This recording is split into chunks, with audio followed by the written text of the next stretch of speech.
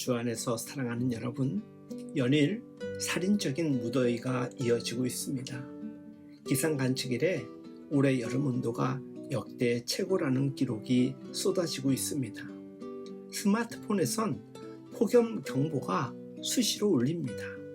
살인적인 폭염으로 열사병 등 온열 질환으로 인한 사망자 수도 20명으로 역대 최대를 기록했다고 합니다.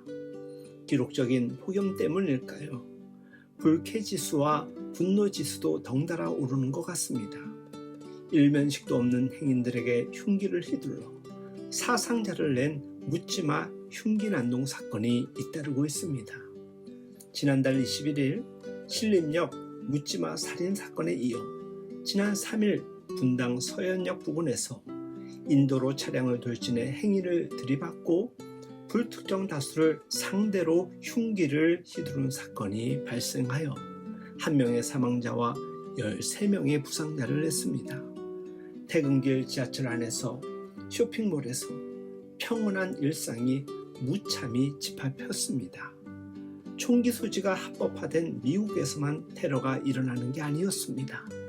국내에서도 무고한 시민에 대한 테러가 빈번해지면서 출퇴근길이 밖으로 외출하는 평범한 날들이 위협받고 있습니다. 한탕주의가 판을 치고 돈이 최우선 가치가 돼버린 현대 사회에서 상대적 박탈감이 대중에 대한 분노와 적대감으로 표출되고 있는 것입니다. 과외 앱을 통해 처음 만난 20대 여성을 흉기로 무참히 살해한 정유정은 검찰 조사에서 내가 이 세상에서 가장 불쌍하다라고 했다고 합니다. 평소 사회적 유대가 전무했고 고교를 졸업한 후 직장을 다닌 적도 없었다고 합니다.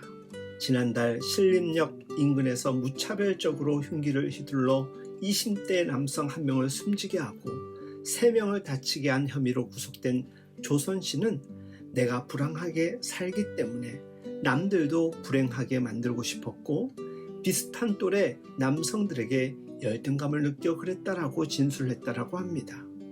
소년부 송치 전력이 14건의 전과 3범인 조 씨는 어렸을 때부터 소년원을 들락날락거렸다고 합니다.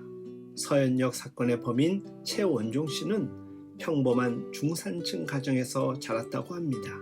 그는 특목고 진학에 실패한 뒤 일반고를 자퇴하고 가족과 떨어져 홀로 외톨이처럼 지내온 것으로 전해집니다. 우리 사회에도 히키코모리, 은둔형 외톨이 범죄가 만연하고 있습니다. 세상과 단절된 채 현실에 대한 불만과 분노를 키워온 외로운 늑대들이 시한폭탄처럼 꽹리를 틀고 공동체의 삶을 위협하고 있는 현실이 되어가고 있습니다. 사형제를 재개하거나 가석방 없는 종신형 제도 도입 등을 사람들은 말하고 있습니다. 묻지마 범죄에 대한 강력 대응을 촉구하는 소리가 커지고 있습니다. 하지만 예방이 더 시급합니다. 외로운 늑대를 만든 것은 우리의 탐욕과 이기주의 때문입니다. 끝없이 경쟁을 부추기고 더 높게 욕망의 바벨탑을 쌓으라는 무자비한 사회, 타인의 아픔이나 고통에는 무관심한 사회, 이를 투영하고 부채질하는 미디어가 이들을 벼랑 끝으로 내몰았는지도 모릅니다. 살아오면서 누군가 한 번이라도 그들의 손을 잡아 주었더라면 어땠을까요?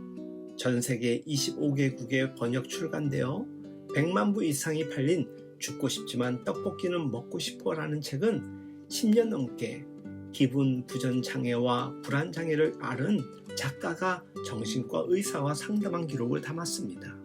이 책이 이렇게 인기를 끈 것은 정서적 고립에서 외로움과 우울증을 느끼는 이들이 늘어나는 사회적 현상과 무관하지 않아 보입니다.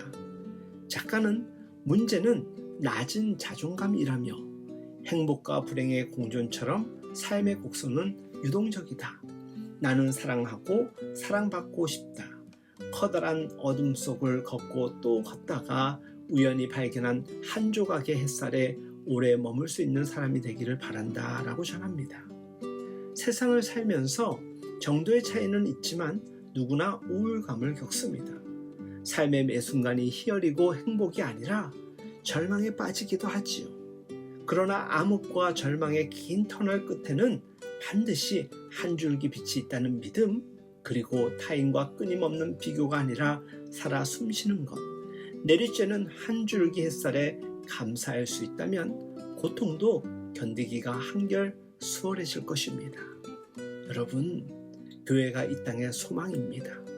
교회가 희망인 것은 바로 이런 때에 교회의 능력을 위로부터 공급받아 세상을 향하여 전하는 것입니다. 증명하는 것이지요.